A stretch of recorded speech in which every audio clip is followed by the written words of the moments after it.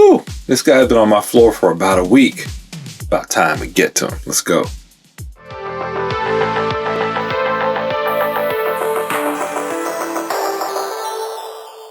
Geeks was popping Marvel Legends. Modular Iron Man with the plasma cannon. Iron Man with the plasma cannon. If I'm not mistaken, this is Iron Man from the cartoon. I believe it's a variation of his modular armor. I could be wrong. Someone let me know in the comments. So we got the plasma cannon with a stand. Hopefully that stand works better than the Mayfix one. Got some blast effects, some explosion effects. Got that business in the front, party in the back haircut from the 90s. And it's got a grimacing helmet sculpt. Top of the box got Iron Man stuff on it. Side of the box got Iron Man stuff on it. Ho, the bottom of the box got Iron Man stuff on it. Oh, well, isn't that special? Plasma Cannon comes in its own box, and then Iron Man comes in a retro card back for those of you that don't want to open it. Gotta coordinate. Oh, it is the modular armor. Tony Stark's modular Iron Man armor gives the Armored Avenger access to an evolving range of advanced weaponry, from his repulsors and unibeam to the devastating Proton cannon! Don't ask how long it took me to find him on my shelf. Alright, well, that's a bit of a relief. Don't have to go through the articulation on that guy. I'll link to my modular Iron Man review, so that'll make this shorter for both you and for me. Alright, so be careful. The stand is in there under some cardboard, doesn't fall out, so you might accidentally throw it away. If you're like me, throw it on the ground and step on it. I've done that before, luckily with accessories that were small like pistols, so they didn't break. But if I had stomped on that, I'd probably be out of luck. Sweet, look at those new blast effects. Look at those new sweet blast effects. There's that sweet mullet, alternate helmet, and his hands that are swappable. Oops, forgot a blast effect.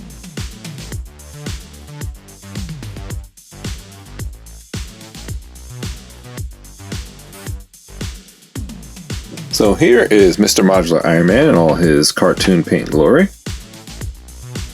Or is this the cartoon glory? I think one of them is from Marvel vs. Capcom. Can't remember. So big differences I can see besides the paint job.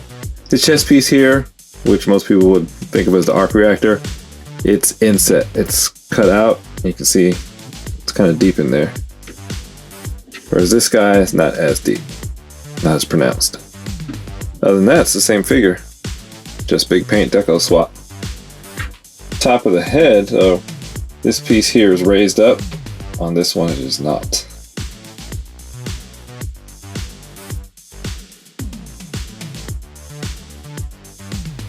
And there's that mouthless armor, not a fan of it. Mine has a scratch on it. I do like that blue behind the eye holes though. And buyer beware, this head does not give you a satisfying pop when it goes on. It takes a lot of strength to get it on there. Hello ladies, can I buy you some internet? It's the latest thing.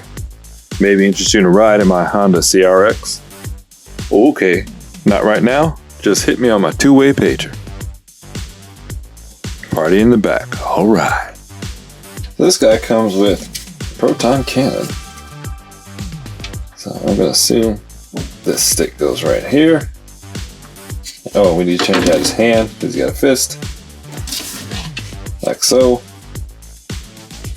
And I believe, yep, his hand's gonna go right there.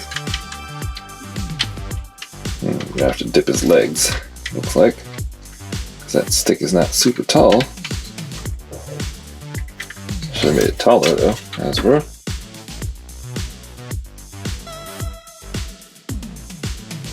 Boom. He's got the Proton cannon. And he's not afraid to use it. Now that assembly was good compared to the Mayfix. Now that assembly was easy compared to the Mayfix version. While I'm sitting here wondering why I paid so much for that other one, let's go ahead and take a moment to bask in all of his Proton-y glory.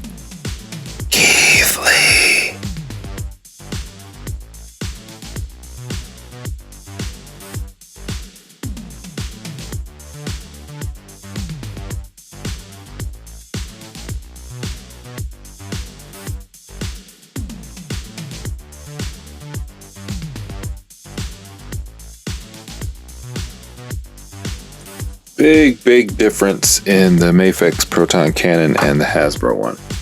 So the Mayfix cannon, much better paint job. It has a chrome finish with a wash. The Hasbro one looks a little bit more toy-like, plasticky. It does have paint around the sides. You got those red paints for light. There's that pink light up front, like there's some kind of fusion. But you can see the Hasbro one is way bigger. And if you go back to Marvel vs. Capcom, that thing was humongous. Like, it came out of nowhere and it was huge. I didn't realize how small the Mafex one was until I'm seeing this one. So, big plus with Hasbro.